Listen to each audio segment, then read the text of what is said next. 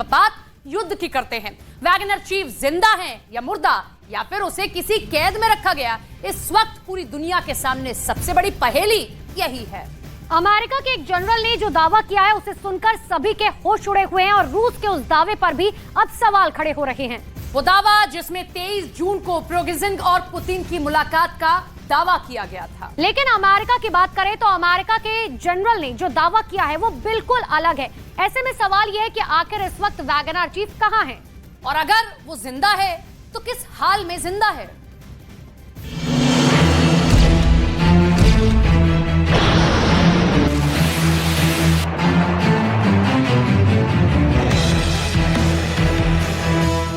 पिरोग्जिन की जिंदगी इस वक्त दुनिया का 8वां आश्चर्य बन गई है।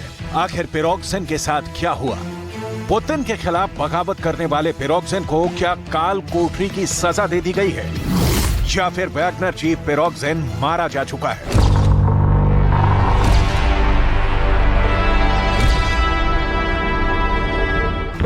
अमेरिका के एक 4 स्टार जनरल ने ऐसा खुलासा कर दिया है कि यूक्रेन युद्ध के बड़े बड़े एक्सपर्ट्स के भी पैरों तले जमीन खिसक गई है। क्या यह खुलासा पिरोग्जिन की मौत को लेकर है, या फिर पिरोग्जिन को किसी जेल में या फिर काल कोठरी में डाल दिया गया है? ये सारे कयास अमेरिका का वो जनरल लगा रहा है जिसके पास वियतनाम में सालों तक जंग लड़ने का अनुभव रहा है और जिसका अमेरिका की आर्मी में आज भी काफी सम्मान है। अमेरिका के बड़े बड़े न्यूज चैनल और मीडिया संस्थान अमेरिका के इस रिटायर्ड जनरल के इंटरव्यू दिखाते हैं, और इन्हीं में से एक इंटरव्यू में अमेरिका के जनरल रॉबर्ट एब्रम्स ने चौंका देने वाला खुलासा कर दिया है। जनरल रॉबर्ट का कहना है कि पिरोग्जिन मारा गया, लेकिन सवाल यह है कि आखिर फिर सच क्या है। क्रेमलिन के प्रवक्ता की तरफ से यह बयान आया था कि 29 जून को पिरोग्जिन और पुतिन की मुलाकात हुई थी, और मुलाकात भी 3 घंटे की हुई है। लेकिन अमेरिका के 4 स्टार जनरल ने क्रेमलिन के बयान को ही पूरी तरह झूठ माना है। आखिर क्या कहा है अमेरिका के इस जनरल ने जिसके बयानों ने यूक्रेन की जंग में खलबली सी मचा दी है? क्या बाइडेन के इशारे पर अमेरिका के जनरल इस तरह के बयान दे रहे हैं ताकि रूस के अंदर गृह युद्ध फैल जाए? कैसे पुतिन के घर में ही आग लगाने की पूरी कोशिश चल रही है, ये सब कुछ आपको बताने वाले हैं। लेकिन सबसे पहले शुरुआत होगी अमेरिका के इस जनरल के इंटरव्यू में दिए गए बयानों से। अमेरिका के रिटायर्ड जनरल रॉबर्ट एब्रम्स ने दावा किया है कि शायद ही हम कभी पिरोग्जिन को फिर से सार्वजनिक रूप से देख पाएंगे। पिरोग्जिन को या तो मार दिया गया है या फिर उन्हें काल कोठरी में डाल दिया गया है।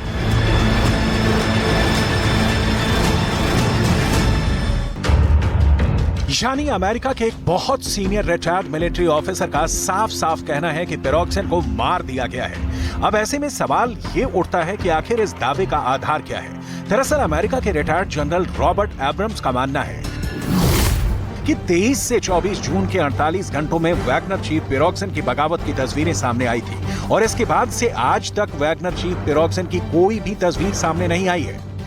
यानी पिरोग्जिन को लेकर तमाम तरह की खबरें ही आती रहीं, लेकिन खबरों से जुड़ी कोई तस्वीर कभी नहीं आई। पिरोग्जिन सोशल मीडिया पर काफी एक्टिव रहता है, और वो कई बार खुद भी सेल्फी कैमरे से बयान रिकॉर्ड करके सोशल मीडिया पर, खासकर टेलीग्राम पर अपलोड करता रहा है।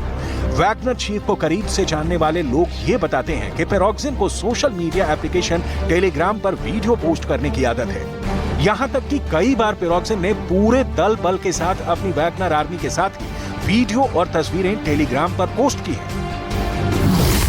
लेकिन सवाल यह है कि आखिर इतना सोशल मीडिया फ्रेंडली शख्स अचानक सोशल मीडिया से ही गायब कैसे हो गया? आखिर क्यों 23 जून की बगावत के बाद अब तक पिरोग्जिन का कोई भी टेलीग्राम वीडियो मैसेज नहीं आया है? आखिर अचानक कहां चला गया पिरोग्जिन? पिरोग्जिन को धरती निगल गई या आसमान खा गया, या फिर वाकई में पिरोग्जिन पुतिन के गुस्से का शिकार हो गया, या फिर यूं कहीं कि पुतिन का कोप भाजन हो गया? पिरोग्जिन से जुड़ी कुछ महत्वपूर्ण खबरों पर गौर करना बहुत जरूरी है। बेलारूस के राष्ट्रपति लुकाशेंको ने यह दावा किया कि पिरोग्जिन बेलारूस पहुंच चुका है, लेकिन बेलारूस से पिरोग्जिन का कोई भी वीडियो या तस्वीर सामने नहीं आई। इसी तरह कई ब्रिटिश अखबारों ने यह खबर भी प्रकाशित की थी कि पिरोग्जिन एक ऐसे होटल में रुका हुआ है जहां उसके कमरे में कोई खिड़की ही नहीं है, लेकिन इसकी भी कोई तस्वीर या वीडियो सामने नहीं आया है। इतना ही नहीं, जरा क्रेमलिन के उस बयान पर भी एक बार गौर कीजिए जो रूस के राष्ट्रपति भवन के प्रवक्ता दिमित्री पेस्केव की तरफ से दिया गया था, और जिसमें यह दावा किया गया था कि 29 जून को पुतिन और पिरोग्जिन की मुलाकात हुई है।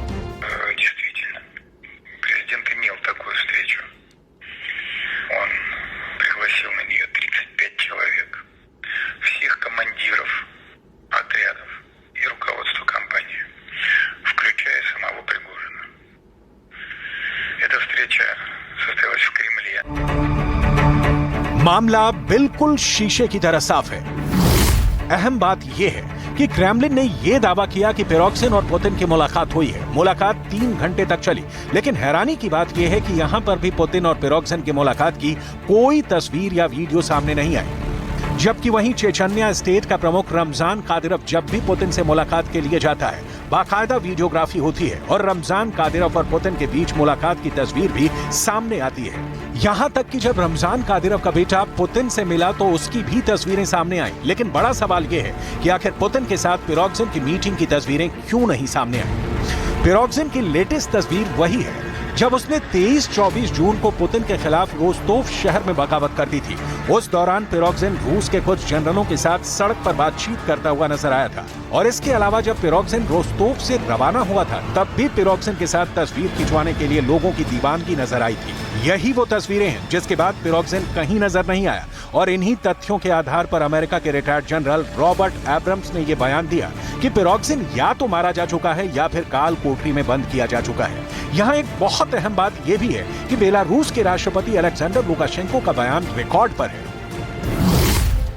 कि पिरोक्सिन की बगावत से पुतिन काफी ज्यादा नाराज थे। यहां तक कि पुतिन पिरोक्सिन को रास्ते से हटा देना चाहते थे, लेकिन मैंने बीच बचाव करके किसी तरह पुतिन को ऐसा करने से रोका था। पिरोक्सिन किसी का भी फोन नहीं उठा रहा था, लेकिन उसने मुझसे फोन पर बातचीत की थी और तब मैंने ही उसे रोस्तोव से लौटने के लिए और बगावत खत्म करने के लिए कहा था। पहले तो पिरोक्सिन ने पुतिन के करीबियों को काफी ज्यादा अपशब्द कहे थे, लेकिन बाद में वो बात मान गया और बगावत खत्म करने के लिए तैयार भी हो गया।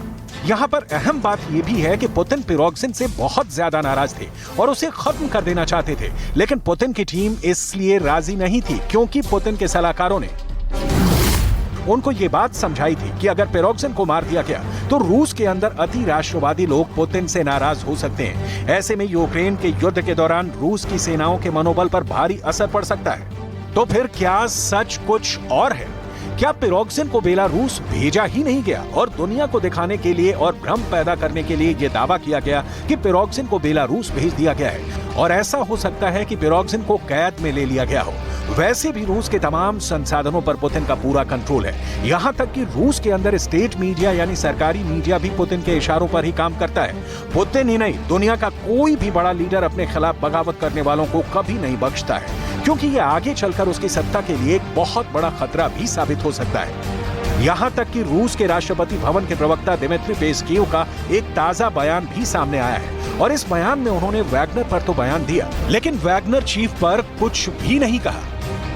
Вчера президент, отвечая на вопрос корреспондента «Коммерсанта», он сказал, что де юре такого юрлица, как ЧВК «Вагнер», не существует и не существовало.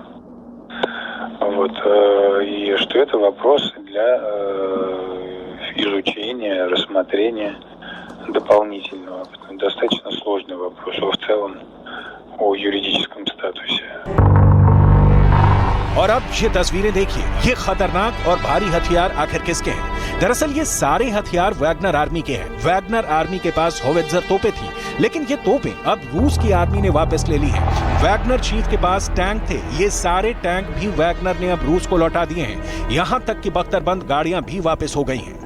सवाल ये उठता है कि आखिर ये सब क्यों हो रहा है? दरअसल वैगनर चीफ की वैगनर आर्मी को पूरी तरह से खत्म किया जा रहा है। पहले रूस की आर्मी के प्रवक्ता का ये बयान सुनिए, फिर आगे इसकी वजह भी बताते हैं। Вооруженными силами Российской Федерации в соответствии с планом завершается прием вооружений военной техники от подразделений группы «Вагнер». Переданы более 2000 единиц техники и вооружения, в том числе сотни единиц тяжелого вооружения. Это танки Т-90, Т-80, Т-72Б3, реактивные системы залпового огня «Град», «Ураган», зенитно-ракетно-пушечные комплексы «Панцирь», самоходные артиллерийские установки «Гвоздика», «Акация». दरअसल 23 जून की बगावत के बाद पुतिन ने पूरी स्ट्रेटजी को बदल दिया है। दरअसल वैगनर लड़ाकों को अब एक साथ रहने ही नहीं दिया जाएगा। प्लानिंग ये है कि वैगनर लड़ाकों को रूस की अलग अलग बटालियन और रेजिमेंट में सैनिक का दर्जा देकर शिफ्ट कर दिया जाएगा, ताकि यूक्रेन और रूस के इलाके में वैगनर आर्मी का खात्मा हो जाए। अब ना रहेगी वैगनर आर्मी और ना होगी पुतिन के खिलाफ कोई बगावत।